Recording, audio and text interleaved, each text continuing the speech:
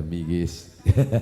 Iki dumateng sagung para gapur mitra mangi bagel mamah menati cololangan beksa katuraken nuwun sewu yutuka ingkang nembe rawuh katuraken sugeng rawuh sugeng lenggah nderekaken pagelaran dan inggih minangkani dipun Bapak Sunarto kanthi wonten pagelaran adicara langan beksa. Inggih kawiwitan langan besan katuraken kanca pratangga cipta mandiri laras hangracik joget gambyong apare anom ing mangke kalajaken serampat sekar sari dados jalukne Pak Narto iki mangke tambane engko ditambahi engko gambyong pare anom ing mangke kalajengaken serampat sekar sari dados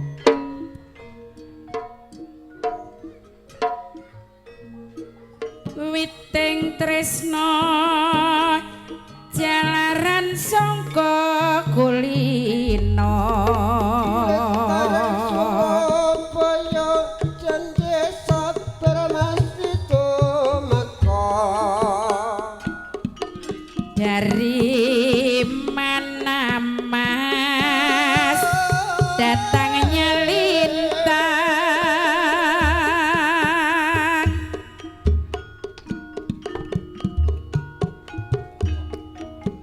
dari sawah turun ke kali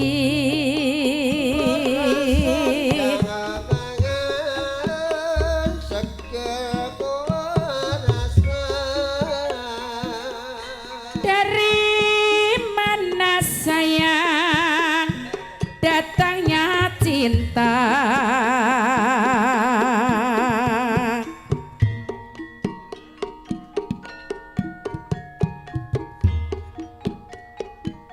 dari mata turun ke hati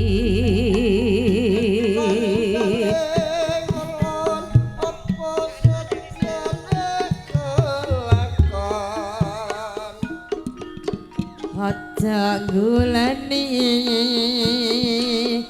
lope sairis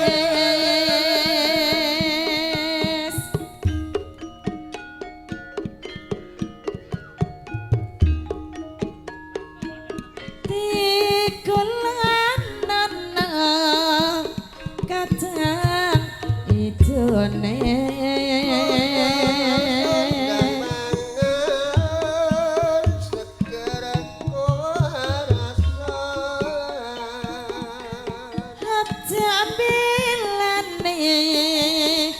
wong sing pinter lames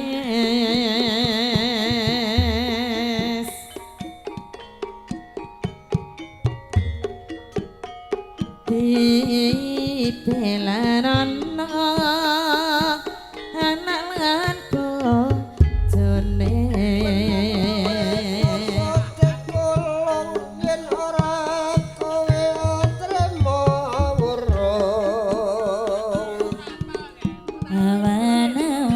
awan-awan lak mekomando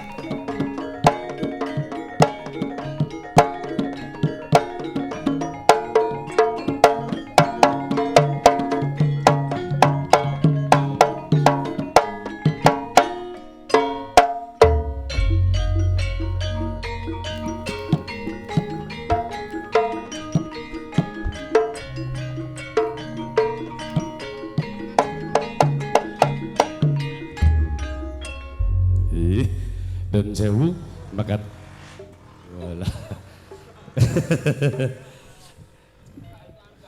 Tak kira suarane motor tak unda. Unda.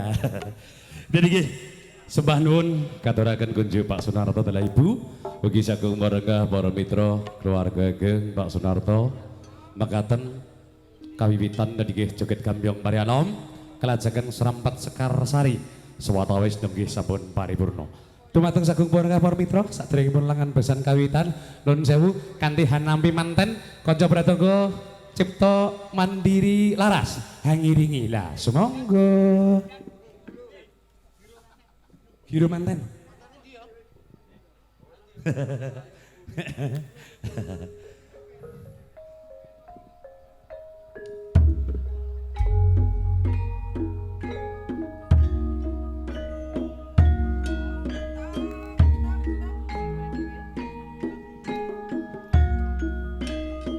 Assalamualaikum waalaikumsalam. Iki katuraken monggo sedaya penderek saking pengombyong temanten utawi penderek katuraken monggo langsung mawon nggih tumuju wonten sasana midalem Bapak jadi nggih Sunarto sakeluargi kanthi mangayu bagi hanam pirawahipun Raka Bagus Triyoko minangka putra antu saking penipun Bapak Sunarto Babu Jairah. Mila katuraken monggo sak kawitipun nuwun sewu katuraken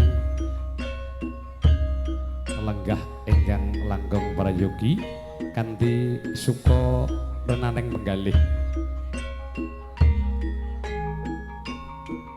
Sepeda malih katuraken niki sugeng dalu sugeng rawuh sedaya saking penderek Mas Triyoko kanthi lumampah mangayu bagya tumuju midalem Bapak Sunarto sakeluarga kanthi reaken Mas manten badhe katuraken panglipur minangka acara langan beksa. Mila katuraken monggo langsung mawon inggih pinarak ugi mbok menawi kula minangka wakil Pak Sunarto sakeluarga nggih kirang langipun nggih dipun atur pasugata babagan palenggahan dedaran tunjukaning mangke kirang mirasa lepat kula minangka wakilipun Pak Sunarto sakeluarga lumunturing sih pangapunten ingkang kala suwun. Mula katuraken monggo sedayanipun pinarak langkung pariyugi monggo.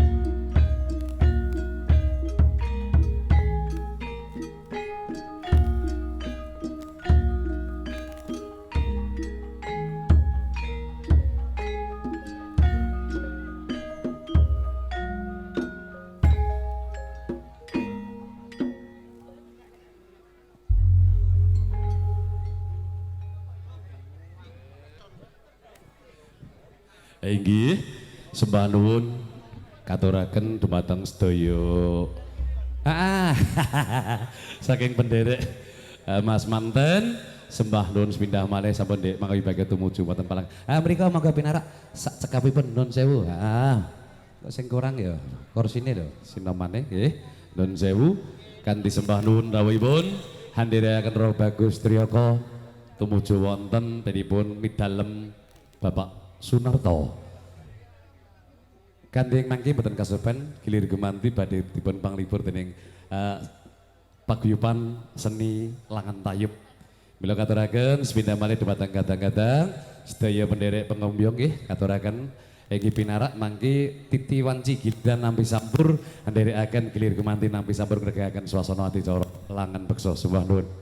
Dene nggih kembali atur dumateng sagung para para mitra ugi sedaya penderek saking temanten derek mengayu bagya dene nggih sugeng rawuh ndherekaken mampun adicara Langan Beksa ing mangki tumuju pagelaran mila katuraken kalih ngrantos nika kadang-kadang sinoman lalati dumateng sedaya pelandang.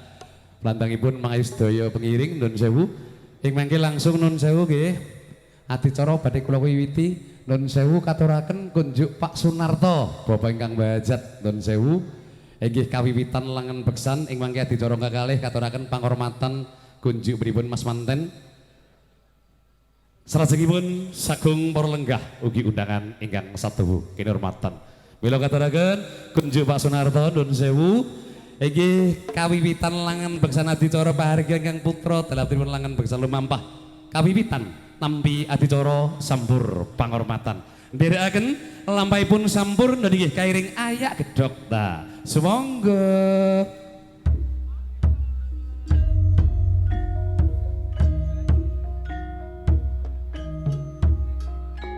miwiti sinden sendoning pratangga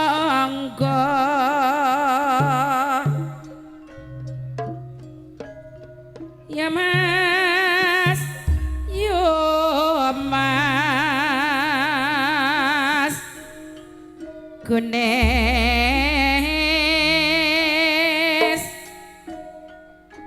putih kula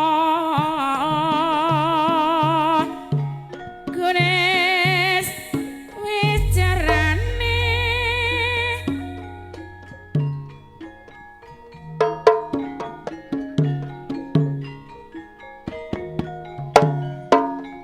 Rama witik tresno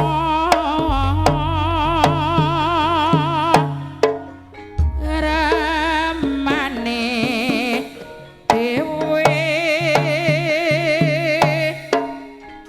jroning suka ya mas jroning suka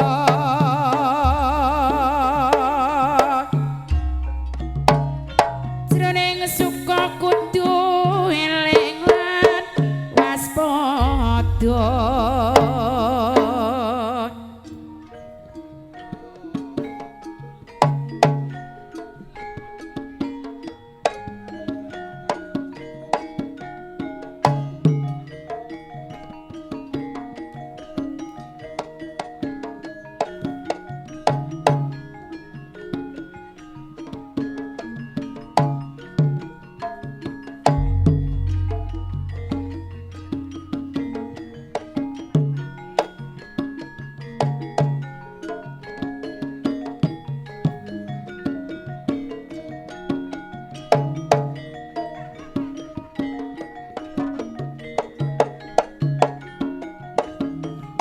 iki katuraken kunjuk pripun rasa gubuh-gubuh Pak Narto santai kasa gubuh-gubuh iki katuraken nun sewu kalih ngrantos sak cekepipun mangke atur pasukan dumateng sedaya pengiring mila katuraken monggo jenengan katur pinarak riyen nah aku lek nasi mriki nah ya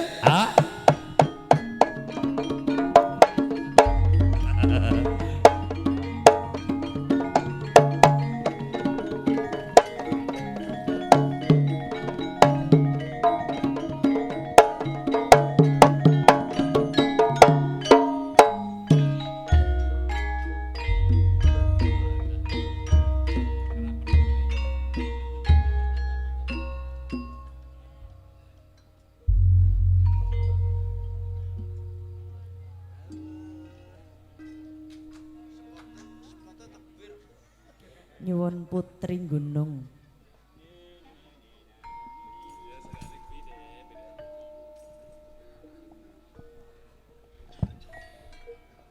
Nadyan aku putri gunung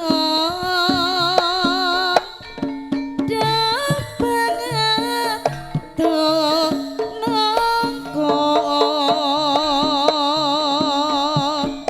rasa susah kadek nganggep bingung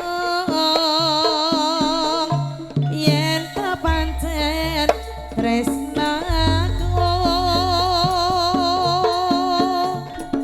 pancen isih dadi lakon ninggal kisli ramo rarane yen bakal lakon perpisahan karo aku.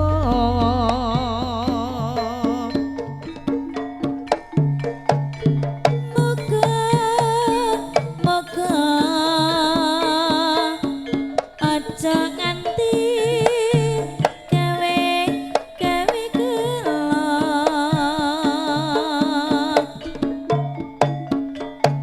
ngerti nang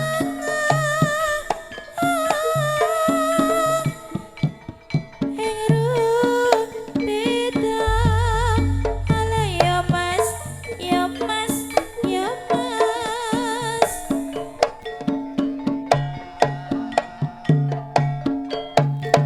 dan nengok mahku ono latar padha keguyonan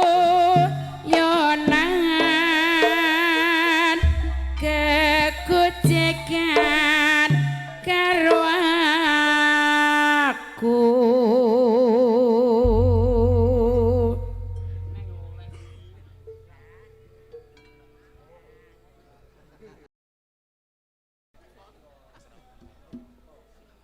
Inggih.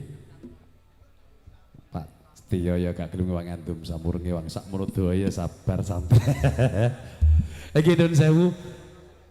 Minangka kawiwitan panghormatan sampur kunjuk Bapak ingkang Bajat wa ingkang kawugan Pak Sunarto.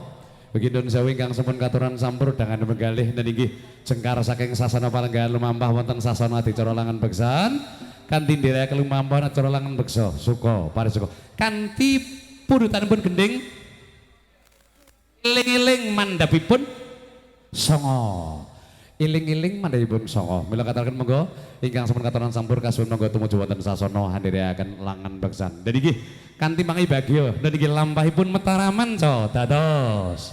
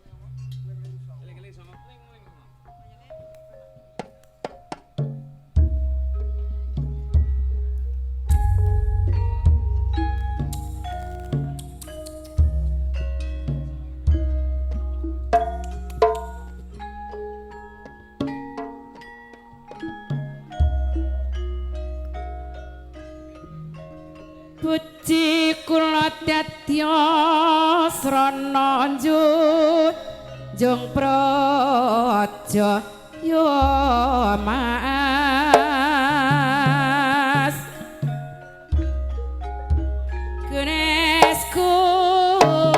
Gunes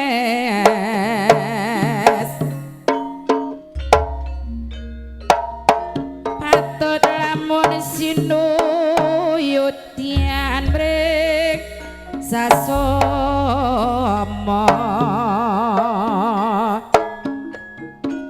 satri yoga enanda angelangut putra rawek triya dewek bisa lan wan garwa angkles kekes jatitis sang rama putra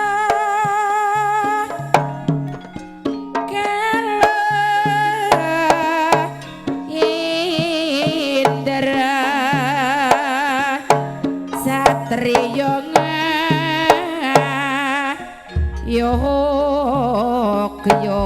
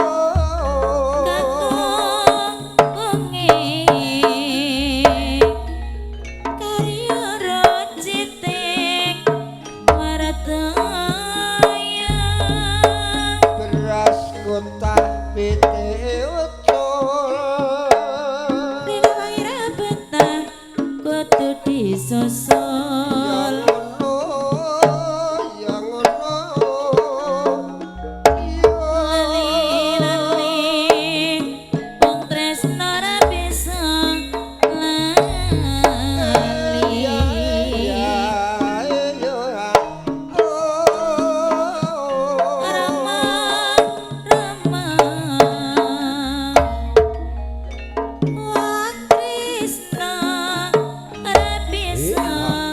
lali